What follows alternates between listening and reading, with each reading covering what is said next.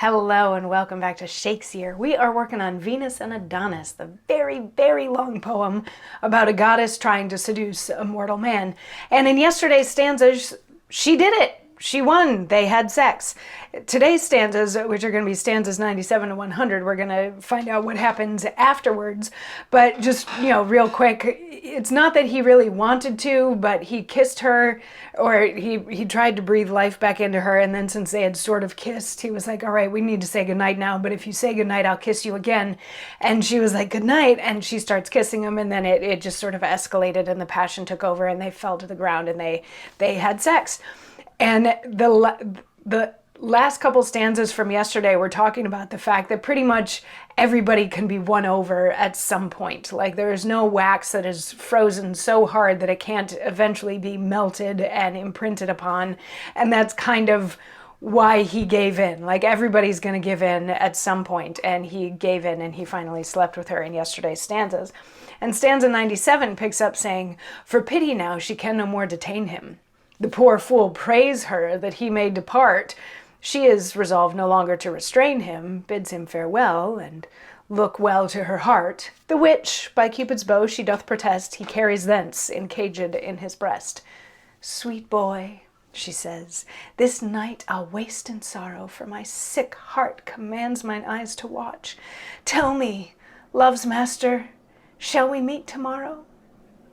Say, shall we?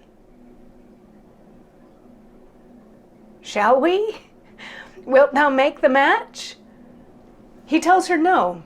Tomorrow he intends to hunt the boar with certain of his friends. "The boar?" quoth she, whereat a sudden pale, like lawn being spread upon the blushing rose, usurps her cheek. She trembles at his tail, and on his neck her yoking arm she throws. She sinketh down, still hanging by his neck. He on her belly falls, she on her back. Now is she in the very lists of love, her champion mounted for the hot encounter. All is imaginary, she doth prove. He will not manage her, although he mount her. That, worse than Tantalus, is her annoy to clip Elysium and to lack her joy. So this starts out with him just wanting to get out of there as fast as he can. They did the deed and now he's going to move on. So he's like, please let me go. And she says goodbye to him and says that he's taking her heart with him. And in the second paragraph, she's like, am I going to see you tomorrow? Like the whole, are you going to call me? Are you going to text me? And he's like, no, I'm going hunting tomorrow. And she's like, hunting? You're going hunting? And she throws her arms around his neck and like sort of collapses or like leans on him so much that the two of them once again fall over. He falls on top of her and she's like, yay, we're in the perfect position to do this again.